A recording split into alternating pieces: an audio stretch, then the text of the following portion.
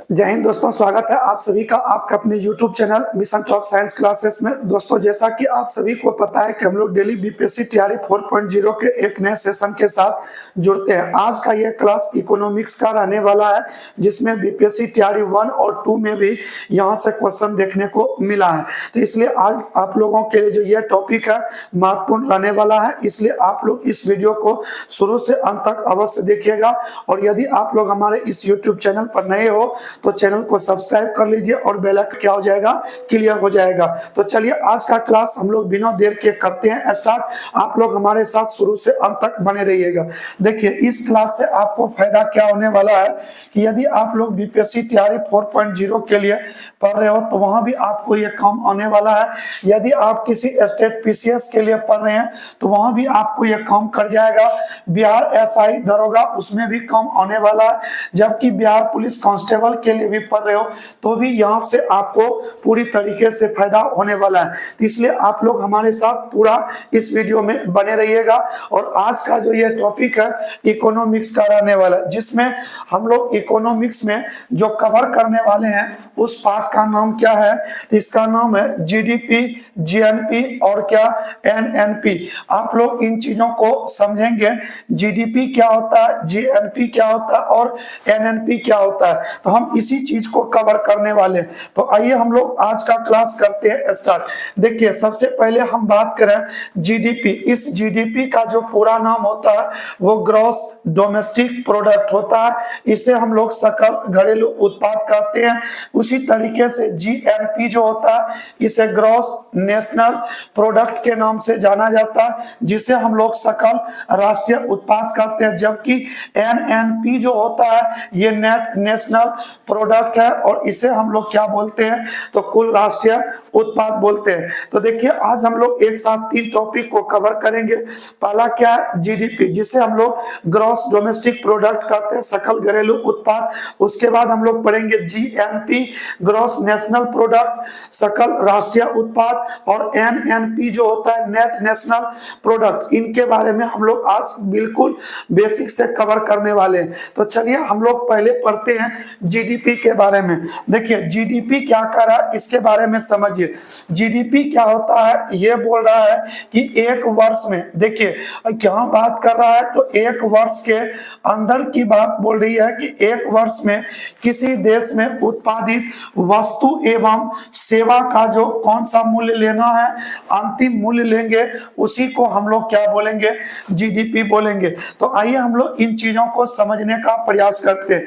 देखिए, इकोनॉमिक्स के अंदर की अगर हम बात करें तो इकोनॉमिक्स के अंदर 2 ही वस्तुएं होती है, एक वस्तु और दूसरा क्या होता है, सेवा। और वस्तु को क्या बोला जाता है, तो वस्तु को बोला जाता है गुड्स, और इस सेवा को क्या बोला जाता है, तो सर्विस बोला जाता है। ठीक है, तो गुड्स और दूसरा क्या होता है, सेवा। तो गुड्स और सर्विस जो होते हैं ये इकोनॉमिक्स का अंदर आता है, दुनिया की सभी वस्तुएं और सेवा।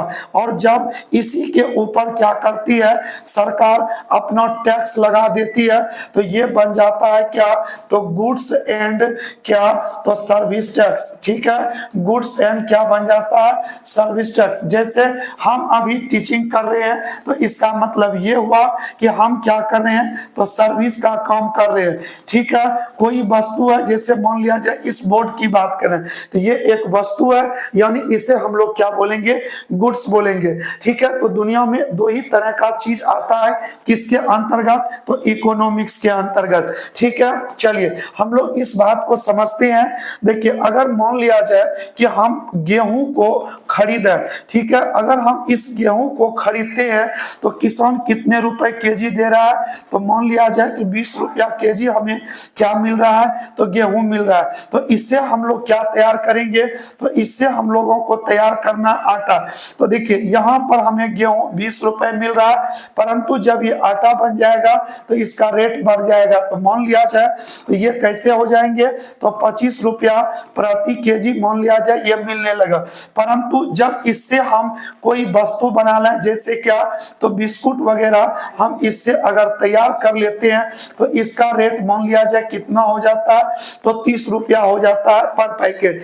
तो ऐसे कंडीशन में जब जीडीपी हम लोग देखेंगे तो जीडीपी में ना तो ये गेहूं का प्रारंभिक मूल्य होगा, ना तो ये आटे का मूल्य होगा।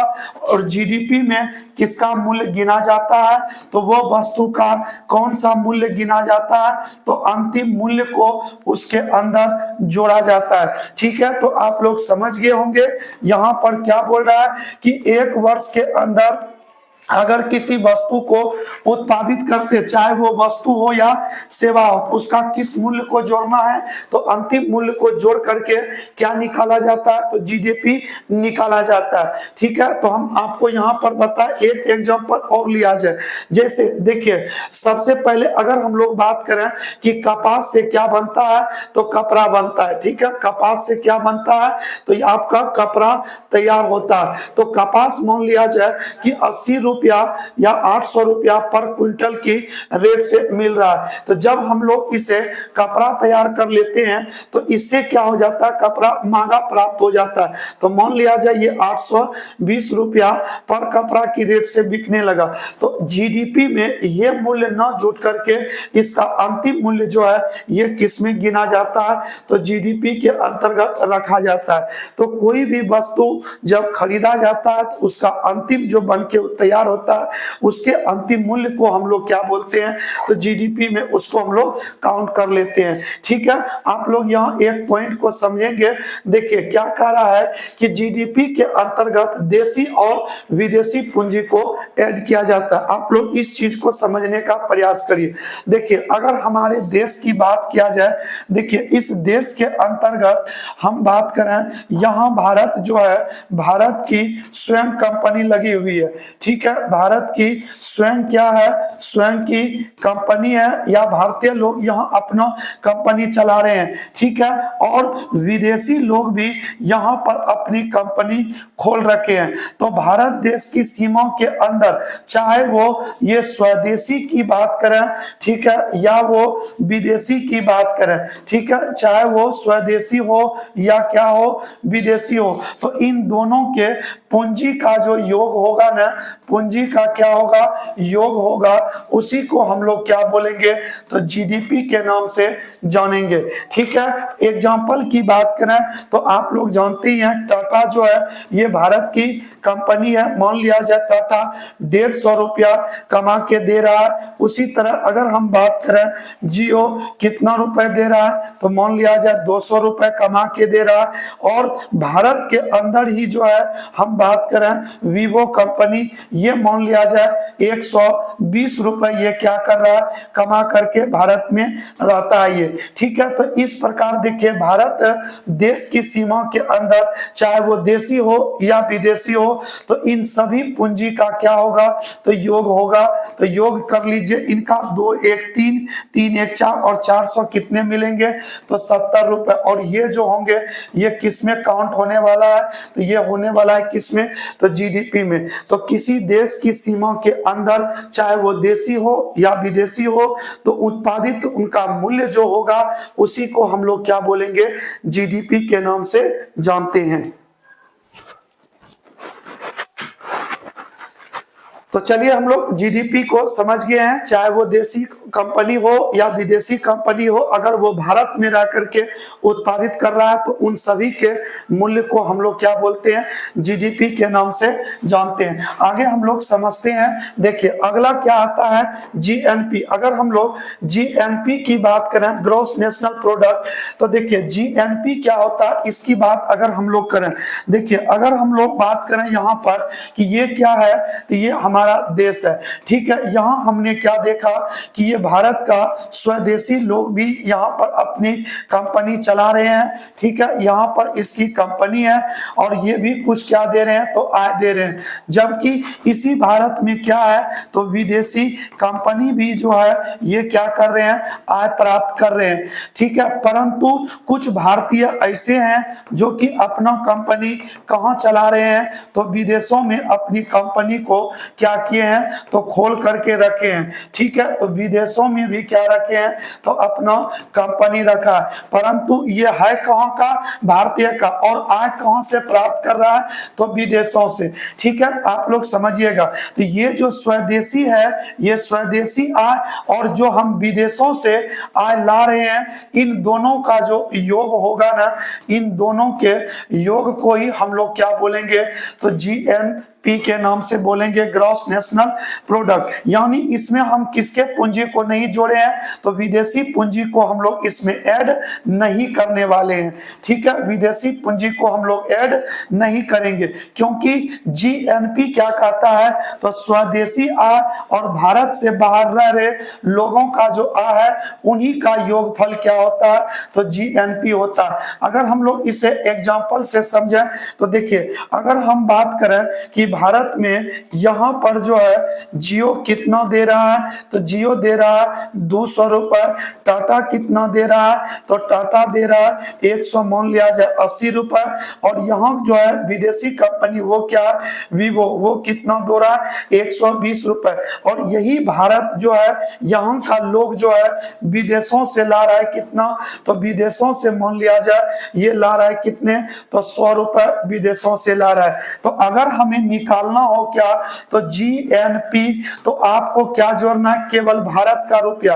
तो भारत में कौन कौन है, तो भारत में आपका जियो हो जाएगा, टाटा हो जाएगा, और यही भारतीय लोग विदेशों से ला रहे हैं, तो यही लाना है आपको विदेशों से भारतीय आय।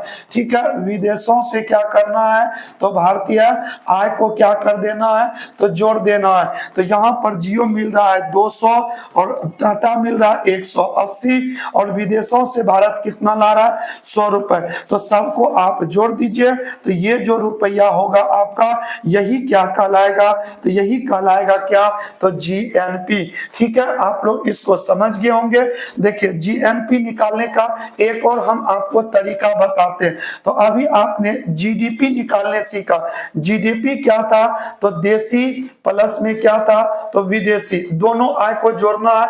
कहां पर, तो भारत के अंदर की बात बोल रहा है, तो भारत के अंदर। तो देखिए, भारत के अंदर जियो कितना ला रहा है, 200, और टाटा कितना ला रहा है, 180, जबकि भारत के अंदर ही वीवो कंपनी कितना दे रही है, तो 120। सबको आप जोड़िए, क्या आ जाएगा, 2 1 3 1 4, और ये दोनों मिलके कितने हो जाएंगे, 500 रुपए हो जाएंगे। परंतु हम बात करते हैं जीएनपी का।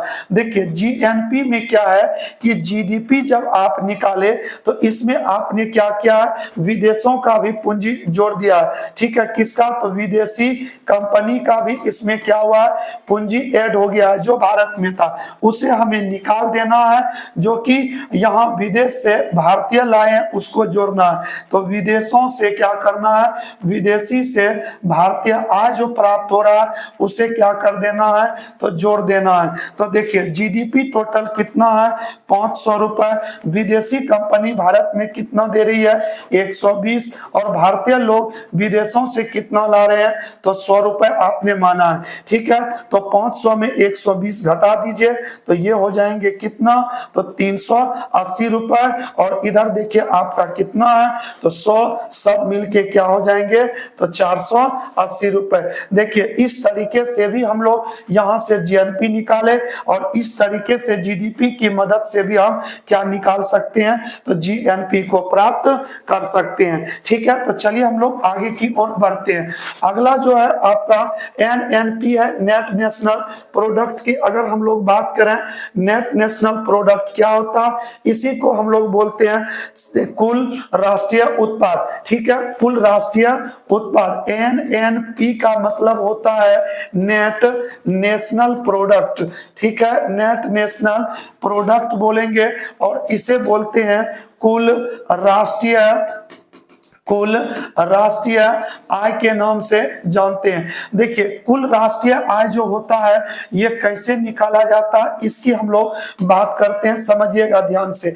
देखिए, इसमें क्या कर रहा है कि जो यहाँ पर हमने जीएनपी अभी निकाले, ये क्या था, तो ये था हमारा क्या, तो ये था ये आपका सकल सकल राष्ट्रीय उत्पादकता, ठीक है, सकल राष्ट्रीय उत्पादकता।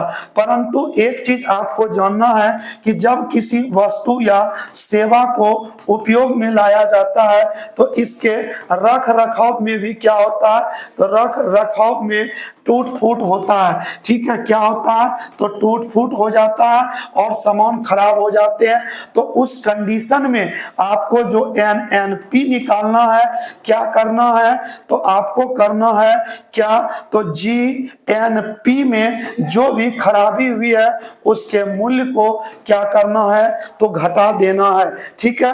तो सामान में जो भी टूट फूट या खराबी हुई है उनके मूल्य को यदि किसमें, तो GNP में घटा देंगे, सकल राष्ट्रीय उत्पाद में, तो जो शेष बचेगा वो क्या बचेगा, तो NNP बच जाएगा, ठीक है। तो इस तरीके से निकालेंगे। जैसे हम फॉर एग्जांपल की बात करें, देखिए भारत में टाटा दे रहा है कितना, तो 200, जियो कंपनी कितनी दे रही है, तो मान लिया जाए 180, जबकि यहाँ पर वीवो कंपनी जो है, जो कि विदेशी है, ये कितना दे रहे हैं, तो मान लिया जाए 120 रुपए दे रहे हैं, ठीक है। और यहाँ पर अगर हम लोग बोला कि कालू नाम का आदमी है जो कि विदेशों से कितना ला रहा है, तो विदेशों से ला रहा है कितना, तो 100 रुपया ला रहा है, ठीक है। और हम बात करें तो सामान में टूट फूट जो हुआ है, सामान में क्या, तो टूट फूट जो हुआ है ये कितने रुपए का हुआ है, तो मान लिया जाए 50 रुपए का हुआ है, ठीक है। तो अब आपसे हम सभी प्रश्नों का जवाब ले सकते हैं, जैसे GDP पूछ दे, GNP पूछ दे या NNP भी पूछ दे, तो सभी वैल्यू को हम लोग यहां से फाइंड कर सकते हैं, ठीक है।